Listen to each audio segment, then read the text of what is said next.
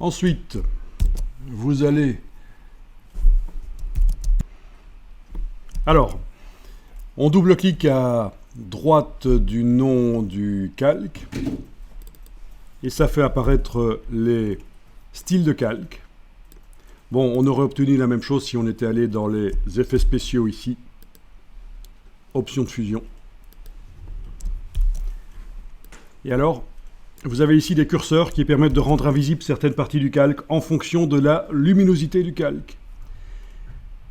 Donc ce qui m'intéresse, c'est calque actif. Ce n'est pas le calque qui serait en dessous. Dans ce cas-ci, ça n'a aucun intérêt. C'est très rare quand on utilise ce curseur du bas. C'est celui-ci, calque actif, qui est intéressant. Et on va rendre invisible ce qui est très clair. Donc vous allez prendre le curseur ici, l'indicateur, et l'amener vers la gauche. Et vous voyez que ça, progressivement, en fait, ça rend invisible ce qui est blanc.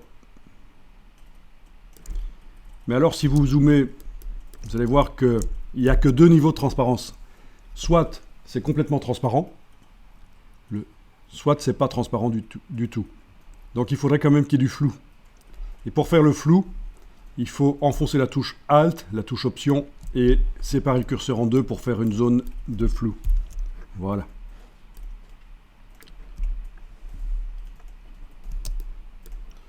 Et voilà comment on peut rendre invisible un fond blanc.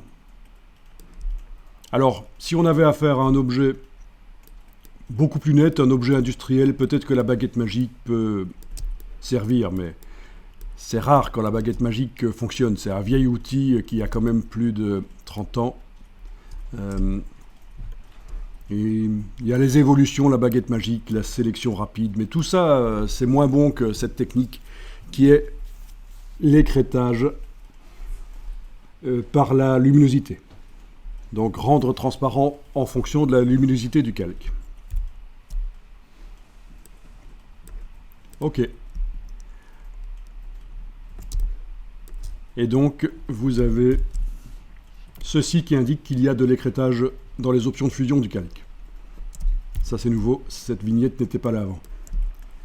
Alors il est possible que dans certains cas, il y ait des trous qui se fassent sur le sujet parce qu'il se trouve que le sujet avait des reflets blancs, des choses comme ça. Donc ça va faire des trous.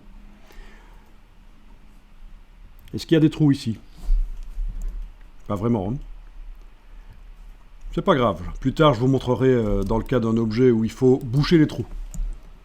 Mais dans ce cas-ci, ça a été sans problème parce qu'il n'y a aucune partie du cheval qui était claire en fait. Oui, parce que la technique de l'écrêtage qu'on vient de mettre en place ne permet pas de dire que ça écrète à certains endroits du calque et pas à d'autres. C'est tout le calque qui subit. Donc si l'objet a des parties blanches, ça deviendra transparent. Ça fera des trous. Il faudra les boucher par une technique après.